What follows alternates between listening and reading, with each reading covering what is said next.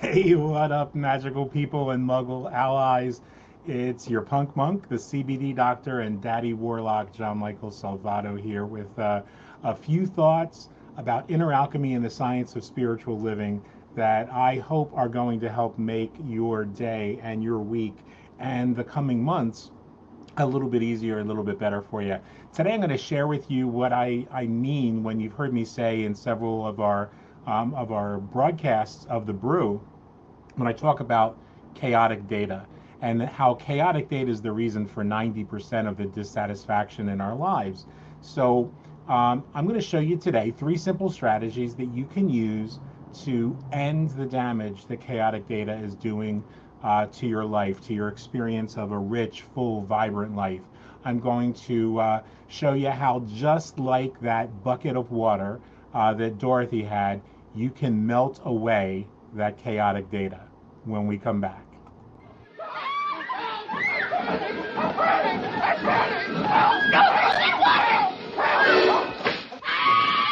You cursed brat! Look what you've done! I'm melting! Melting! Oh, what a world! What a world! Who would have thought a good little girl like you could destroy my beautiful wickedness? Ah, look out! Look out!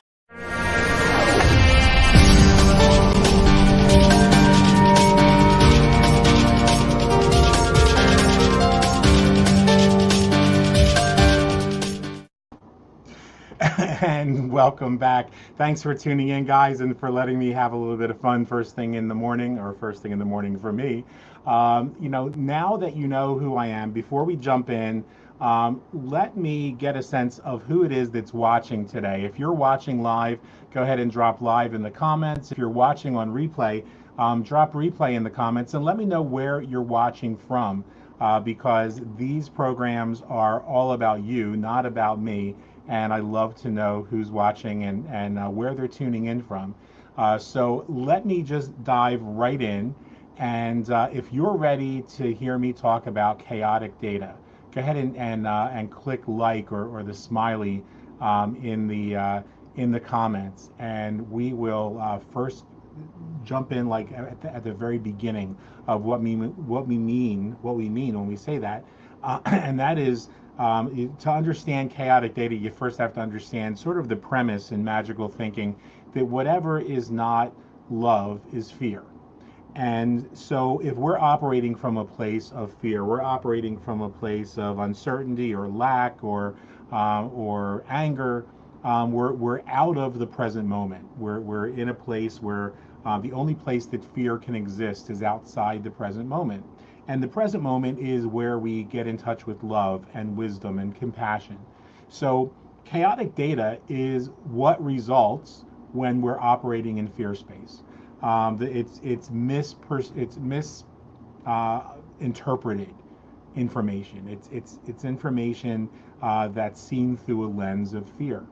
So if you think back to some of the things that might have happened to you in the past, you might have a horrible memory of the worst teacher that you had in grade school. Now, if you were to call that memory forward right now, I promise you that a lot of the details of that horrible teacher are going to be kind of colored in by your imagination. Some of the gaps, some of the things that you didn't really pay very much attention to when you were a child are going to be filled in from your adult mind. And if we were able to have captured video footage of that exact experience live in real life back when you were, 7, 8, 10 years old, and compare them to your description, your memory of them, we would find two completely different circumstances in most cases. Well, understanding that our perceptions, our interpretation of what goes on around us is what feeds that chaotic data. Some people might want to call that the ego mind or the monkey mind, as the Buddhists call it. The misinterpretations, the lack of perspective, the lack of clarity, is what we use to create chaotic data. Now, in your brain, there's this part of your brain called the prefrontal cortex, and the prefrontal cortex interprets whatever is fed into it, just like a computer, as being the data, the fact. It doesn't question. So if you say every day to yourself, I'm fat, then chances are pretty good that your prefrontal cortex is going to accept that you're fat, and it's going to set the stage for the behaviors, the circumstances, that what we call the causes and conditions, for you to actually manifest that in your life. And you'll find that you start gaining weight. You'll find your clothes don't fit you. So understanding the power, first of all, of the prefrontal cortex is essential to understanding how to throw water on that wicked witch called chaotic data.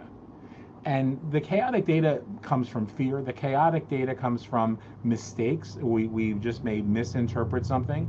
It comes from our memories not being perfect. And sometimes it comes from just accepting something that's being said to us as true when it's not.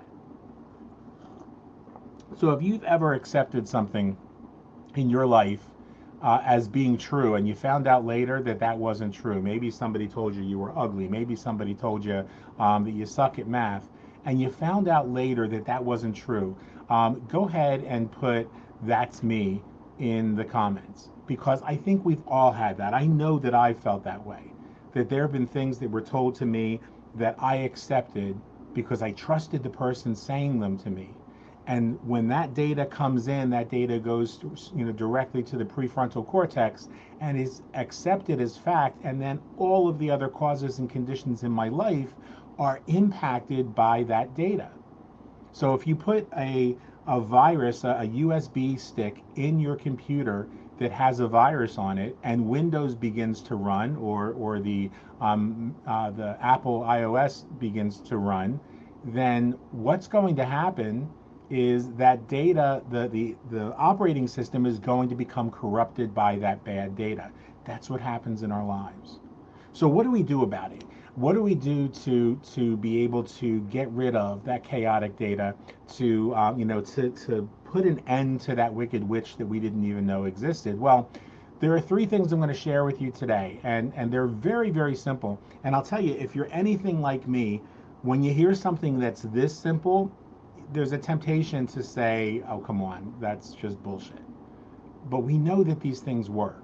And so I ask you to keep an open mind. The reason that we jump on here every day is not just because we enjoy hanging out with you guys, but because we really enjoy seeing the changes that go on in people's lives.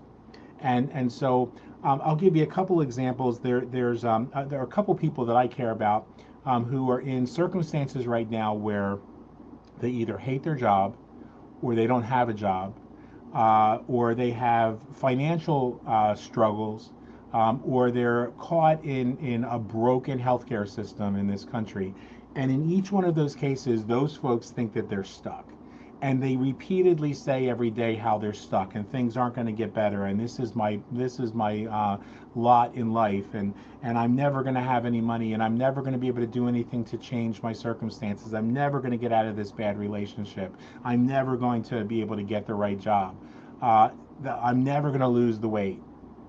And so every single day they're feeding more and more chaotic data into the system. And if you bring it up to them, a lot of times the first response is a knee-jerk reaction. They start fighting you. Oh, you're attacking me, by saying that it's my fault. And this isn't about fault. This is about understanding that every thought you think is feeding your mind. It's chaotic data that's going into your mind, or it's clean data that's going into your mind. And the only person who has any control over it is you. So if that makes sense to you, just go ahead and drop a comment down below and say it makes sense. So here's the first key. The first thing you can do is what is called the one command. And there's a book that was written by an incredible woman who just kind of maps out this entire process for changing your thinking. And it's really simple. Whenever there's something that you want to change in your life, see, I explain this like having a house that has a broken, wobbly dining room table and a chair with one leg that has to be propped up with a book, and then an armchair in the living room that you sink all the way to the bottom because the cushions and the inner springs are just beat, and a bed that has no box spring that is sway backed because of being so old. Now, you could say, I realize this furniture sucks. It's uncomfortable. It's causing me not to be able to sleep at night. I can't relax and watch television or read in the evening. Whatever those things might be, if you don't do anything about it, then nothing changes. But let's say you do something about it and you say, okay, I don't want to think these things anymore. And so you get rid of everything. You throw everything out by the curb for garbage pickup.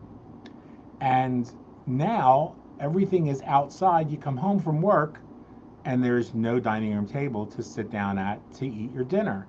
So you say, well, I'll just bring the table in and the chair, and I'll prop that chair up just until I get a table. And you sit down, you have your meal, and then next thing you know, it's dinner's over. You want to relax and read a book or read the paper, watch television, whatever that happens to be, check your Twitter feed, and your choices are you could either go sit in the bathroom or you could bring that armchair back in just until you get the new chair. So you bring that back in from the curb as well. And guess what? It's bedtime and you're going to do the same thing. You're going to drag that mattress back in, and this time there's bed bugs on it and there's fleas on it, and you say, well, I just have to deal with it until I can get another mattress. Well, that's what we do with our lives. That's what we do with the thinking that's creating the problems in our lives. So the way the one command works is that you say, I don't yet know how. All I know is ... So I don't yet know how I'm turning things around in my finances.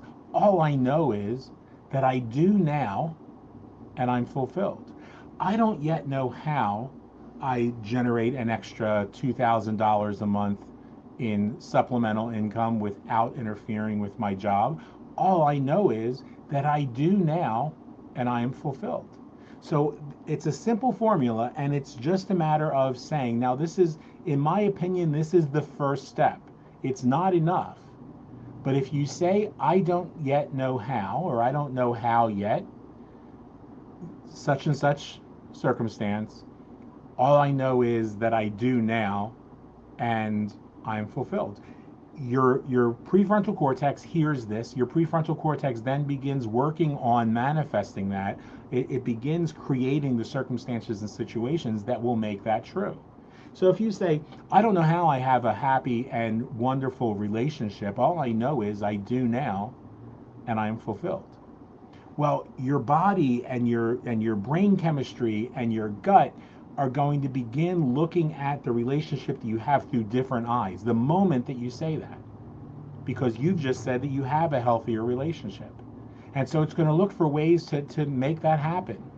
You might find that you're a little bit more understanding, that you listen better. You might find that your partner listens better because you've set a new stage. So that's the first key. Now, the second technique that you can use to get rid of that wicked witch of chaotic data is similar to it. And that is learning to ask better questions. You know, everything in life that we want to find out is really the result of the questions that we ask. If you have good quality information, chances are you asked good quality questions. If you have weak information, chances are you asked weaker questions. So here's the idea of asking better questions. When you know that there's something you want to change, we're going to say, we're going to go back to that relationship example, and you want a healthier relationship. So you ask yourself, instead of why isn't my relationship working? Or if it's your finances, why don't I have any money in the bank? Because if you ask somebody who's broke right now, they'll tell you that it's because they don't get paid enough at work, or they're on disability, or they they just lost their business, or the kids just had to get braces. They'll give you all the reasons why they're broke. But if you ask them what they can do to change things, to turn that around, then you're asking a better question of them, but they're frequently not willing to give a good answer because they've never asked that question of themselves. So here's what you say: why am I worthy of healthier thoughts? Or why am I worthy of a better relationship? Why am I worthy of better results in my business or in my spiritual practice? Why am I worthy of being a healed, whole, and happy person? When you ask better questions, you get better answers. How can I turn my finances around? What would a healthy life look like for me? And as you ask these questions, again, the prefrontal cortex picks up on these questions and it begins to give you answers. And it's one of the most powerful things that you can do, no matter how spiritually advanced you think you are, or no matter how much of a beginner you think that you are.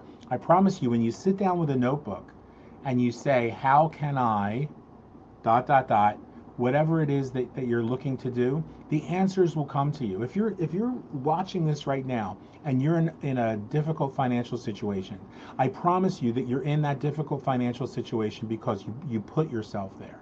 You allowed yourself to be in that situation. And that's not about placing blame. That's about accepting responsibility. And that's what this is about. 100% responsibility. Now, somebody gets sick and we say you're 100% responsible for your experiences. That doesn't mean that that person made themselves sick by thinking, as some people try to misinterpret that ancient wisdom. What it means is that your response to a series of thoughts, a chain of thoughts, began to create an unhealthy environment in your body. We know that an unhealthy mind can affect your heart. We know that an imbalanced gut, and particularly the gut-brain axis, that connecting point between your brain and your mind, which is in your gut, is so critical to everything from neurological well-being to psychological well-being to immune function to everything under the sun. Your pain levels, your cortisol levels, all of that is interconnected. So if that's interconnected and your thoughts can create those imbalances, then your thoughts did create that disease. Now, just because you understand that your thought created a disease doesn't mean you just change your thought and the disease goes away. That's an oversimplification of truth. What happens is when you recognize that you've created an imbalance in your body, now you have to fix the imbalance in your body while you fix the imbalance in your thoughts. And so you say, what would a healthy life look like for me? And begin to listen to those answers. See, asking better questions is only the first part. Waiting for better answers is the second part, being open to those better answers. So if you're the person who says, I'm broke right now, or I'm emotionally a mess, or I'm depressed, or nobody loves me, nobody supports me, nobody cares about me, you're absolutely right. The question that you should be asking yourself is, what can I do today to take one step away from that circumstance? What's one thing I can do, or three things I can do, or five things I can do to move me closer to where I want to be? And recognize the Taj Mahal was built a brick at a time, a day at a time. It wasn't built all at once in 10 minutes just because someone said, this is my vision. So what you've got to do is take that brick at a time, a day at a time, and move closer every day to your goals. Jim Rohn used to tell me that success is nothing more than the cumulative result of doing a few things right every single day that move you closer to your goals. And failure is nothing more than the cumulative result of failing to take those steps every single day that move you closer to your result. So we've got the power within us. And again, that comes back to being in the present moment. If this makes sense to you, go ahead and drop a makes sense in the comments down below. And the final part, and this is probably the most simplistic, and I realize that it seems that way, and when I first heard it, I ignored it because I couldn't see how the hell this would make a big difference. And then 1 week, just to prove how silly it was, I started doing it every night before I went to sleep. And I found out a couple things. First of all, I started to sleep better. The PTSD that is responsible for so many horrible dreams seemed to have less of a hold on me when I started doing this. And it's based on the Hawaiian Code of Forgiveness, which is called Ho'oponopono. And some of you might have read, I don't think I have a copy of it here, might have read my book on the magic of forgiveness. And we talk about this in detail in the book. And it's a simple, Ho'oponopono itself is a four-part phrase that you say, a process that you go through. I've added a fifth element to it. And it's to simply say to yourself, no matter what's going on, and guys, I promise you, if you do this the next time you're in a difficult situation, it will freaking amaze you. And you simply stop for a moment and quietly to yourself, you say, I love you. I'm sorry. Please forgive me. Thank you. I'm free. Now, if you do this every single night before you go to sleep, it's amazing the things that will come to you in your sleep. It's amazing the things that will begin to unfold for you in the coming days. But do it every single day for a month, and it's one of those major game changers. And so it doesn't require you to come up with the solutions for any of life's problems. Maybe you're so convinced that you're broke because it's someone else's fault. Maybe you're not willing to accept the fact that excuses are responsible for 95% of the issues that you're having right now. And I promise you that that's true. But maybe you're not willing to accept that. So you don't have to accept anything else I said, but if before you go to sleep, you say these words to yourself, and what you're actually forgiving, what you're actually apologizing for and letting go of is the chaotic data. Because if we were somehow magically inclined from birth to recognize chaotic data for what it was, it would never have any impact on us, and we would live the lives that were our birthrights. But we're on this journey in order to get to that point. And the way to get there is really simple. Just at the end of the night, say, I love you. I'm sorry. Please forgive me. Thank you. I'm free. And when you do that, something else changes too, because you can no longer say nobody loves you. There's our motorcycle for the day. You can no longer say nobody loves you. You can no longer say that you're wounded or that you're damaged merchandise, because you're saying, I love you. I'm sorry. Please forgive me. And those words, please forgive me, when they're spoken from the heart, they can change your life. And they do change your life. Thank you. So there goes out the window. Thank you. Now there's not any reason for you to say that nobody appreciates you. And finally, I'm free. And that lets all of that chaotic data go. It unbaits the hook so that you're now free. And I promise you, if you do these three things, if you ask yourself better questions and state with intentionality, using the one command, I don't know how my life is better every day. All I know is that it is, and I'm fulfilled. Ask better questions. What can I do today to make my life even better? See, you're taking back the control. You're taking back the responsibility. And then at the end of the day, end it. You hear me saying these words at the end of every one of our shows, to return to the moment, to be grateful for what you've got, because if you can't be grateful for what you have no reason to think you're going to be happier with more. And you won't manifest more either. So be grateful for what you've got right now. So often I hear people who are saying, oh, I'm sick, I'm poor, I'm broke, I'm alone, I don't have a boyfriend, a girlfriend, one of each. The bottom line is that you're creating your circumstances, and you are never going to have any of those things until you're grateful for what you have right now. I lost everything. And yet, in losing everything, all of the things of financial value in my life, our home, our cars, the boat, everything, I was grateful for what I had left, and that was my health and the people around me who love me. And by being grateful for those things, guess what? Some of those things that were missing started to come in, or started to manifest in that direction. This isn't the stupid video, The Secret. Things aren't, you're going to wake up and find a bicycle outside your door, but you're going to find that the circumstances fall into place that put you in a position to where, in some form, some way, somehow, that bike ends up in your life. You might have to even buy it, but if the money's manifest itself for you to be able to buy it, that's just as good as opening the door and finding one there. So take the time to do this. Take the time, especially at night, if you don't do anything else, to say, I love you. I'm sorry. Please forgive me. Thank you. I'm free. And you don't even have to know what it's going to fix in your life because it works without our participation. So I hope this has been helpful for you guys. It's kind of a divergence from what I normally do on these programs, and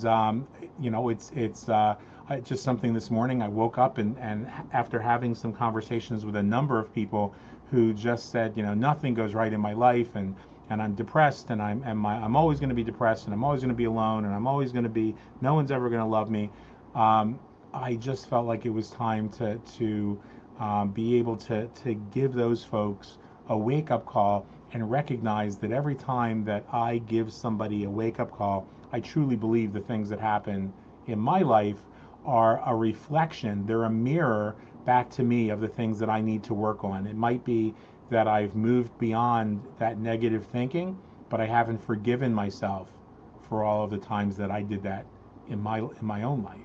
That I might have moved beyond unhealthy relationships, but I haven't forgiven myself for having put myself in circumstances in the past where those relationships did damage. And so I thank you as much as you guys thank me for the content that we share on these videos, because this is my journey as much as it is yours, and I love and appreciate every one of you. And so that leads me to what we say at the end of all of these, and that is, like I said earlier, to return to the present moment, to be grateful for everything that you've got right now, because that opens the door for the abundance that's waiting for you, for the healing that's waiting for you, for the possibilities that are waiting for you, and for the solutions that are waiting for you. And speaking of solutions, this program, like all of our Inner Alchemy programs, are now sponsored by the mental wellness movement, an effort that we're making to reach 1 million people in the next 12 months with a message of better health and emotional fitness, personal fitness, financial fitness, that is very near and dear to my heart, having lost several friends who took their own lives. And so if we can reach one person with our free mental wellness assessment, if we can reach one person by offering them functional food solutions to the problems that are plaguing their lives, then this will all have been worth it. But each one of you are worth it for me. And as I said, that what you reflect back into my life is something of immeasurable value for me, for which I give you thanks and which I say namaste. We'll talk to you tomorrow.